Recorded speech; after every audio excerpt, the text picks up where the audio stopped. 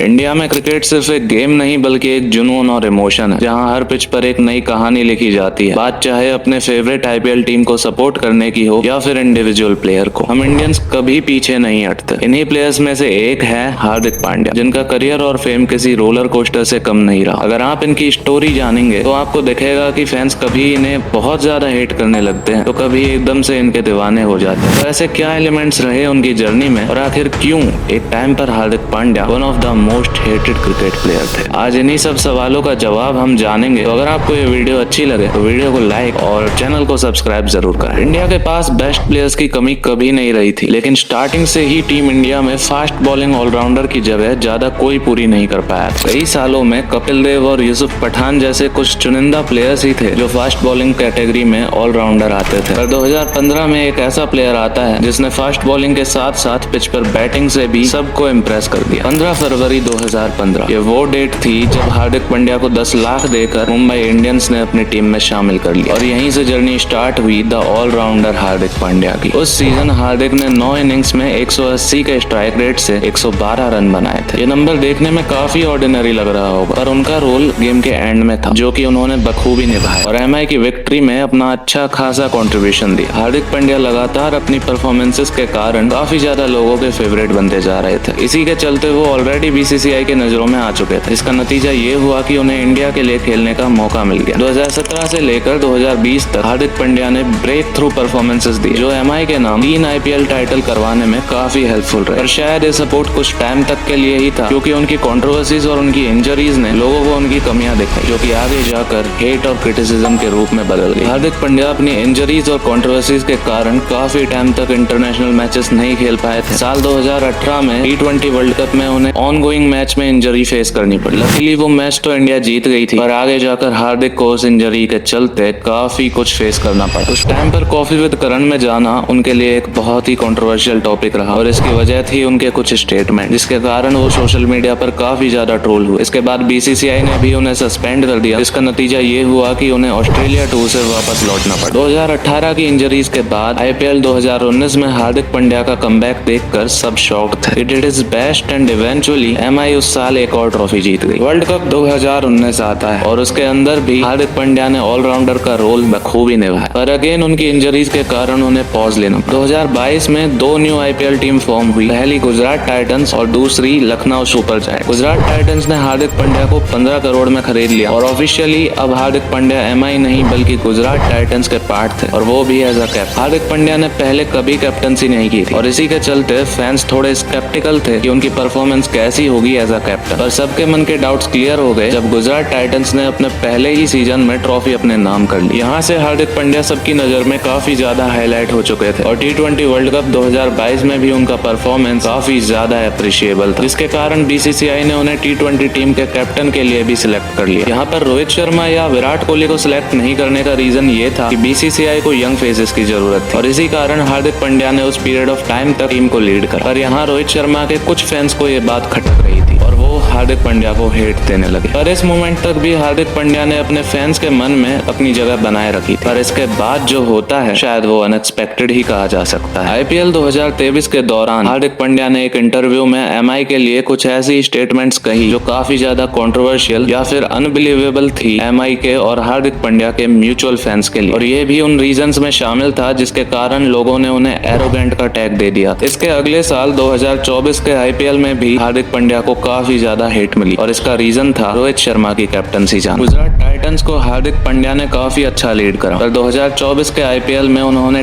Trading window के through MI में वापस आने का फैसला करा। इस पर कंफर्मेशन लेटर आने के बाद सब स्टंड रह गए और इससे ज्यादा हैरान करने वाली बात यह थी कि हार्दिक पांड्या मुंबई इंडियंस में वापस आए थे बट एज अ कैप्टन, और अब रोहित शर्मा एमआई के कैप्टन नहीं रहे, जो बात लोगों के लिए एक्सेप्ट करना काफी ज्यादा मुश्किल थी और इसी के कारण हार्दिक पांड्या के लिए हेट अब लिमिट क्रॉस कर चुकी थी और ये हेट इतनी बढ़ गई थी कि जो फैंस मुंबई इंडियंस के जीतने का वेट कर रहे थे वही हार्दिक पांड्या की कैप्टनसी में एमआई को ट्रॉफी ना जीतते देखने के लिए नारे लगाने लगे। जिस प्लेयर के कारण एमआई आज फैमिली की तरह देखी जाती है, उस प्लेयर का ऐसा एंड किसी ने एक्सपेक्ट नहीं किया था और इसी के चलते हार्दिक पांड्या को फैंस से कोई सपोर्ट नहीं मिला। फैंस का अनसपोर्टिव नेचर किसी भी प्लेयर को मेंटली बहुत ज्यादा इफेक्ट करता है और सेम केस हार्दिक पांड्या के साथ भी था और नेक्स्ट T20 वर्ल्ड कप शायद इस चीज का प्रूफ था कि no matter what your actions actually defines. T20 world cup में उन्हें ऑलराउंडर क्यों कहा जाता है, उन्होंने प्रूव कर दिया। बात सिक्सर्स लगाने की हो या स्टंप्स उड़ाने की, वो मैच में धमाकेदार परफॉर्मेंस दे रहे थे। मैच के लास्ट ओवर में साउथ अफ्रीका को 4 बॉल्स पर 12 रन चाहिए थे। यहाँ सभी इंडियन फैंस की सांसें तेज हो गई थी और सभी की नजर बस हार्दिक पांड्या पर थी, जो उस समय बॉलिंग कर रहे थे। सिर्फ उस एक ओवर के कारण हार्दिक पांड्या के लिए फैंस की सारी हिट्स दुआओं में बदल गई और फाइनली हार्दिक पांड्या की बॉलिंग के बदौलत टीम इंडिया अपना सेकंड T20 वर्ल्ड कप जीतती है। इस कहानी के एंड के साथ ही ये वीडियो भी खत्म होती है। अगर वीडियो अच्छी लगी तो लाइक, शेयर और सब्सक्राइब जरूर करें।